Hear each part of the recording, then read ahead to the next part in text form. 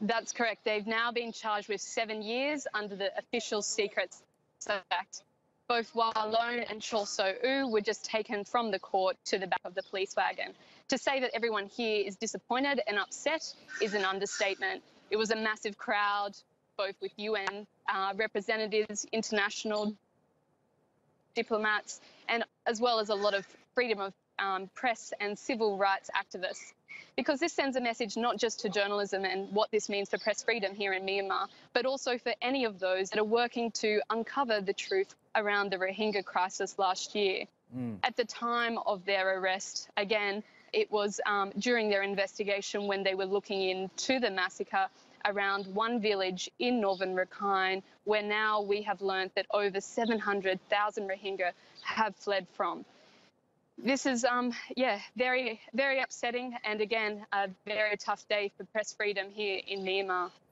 Yes, and they were accused of illegally obtaining state secrets. So do we know more about that charge? What exactly were they accused of stealing? So from the start, they've been accused of obtaining secret documents relating to police operations in northern Rakhine. The journalists told the court that they were invited to meet police officers in a restaurant in northern Yangon, where they were then handed these documents. The police instead has told the court that they did a random search and arrested the journalists outside of the restaurant. This case has been marked by contradictions. Earlier on, we heard from one police witness who actually told the court, confirmed that they had been part of a setup. That police officer, the price he paid for telling the truth was taken from the police force, and also his family was kicked out of the police housing. Yes, and we know that Myanmar has been in the spotlight in recent times because of that crisis in Rakhine State, but also recently the UN ruled that Myanmar's military had conducted genocide in Rakhine. So it's not a good time in terms of Myanmar's international reputation, is it?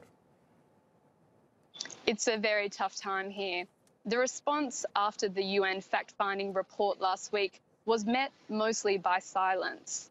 We are still waiting to hear more from the government. They have put out one statement, which again, they said that it would only ignite tensions in northern Rakhine.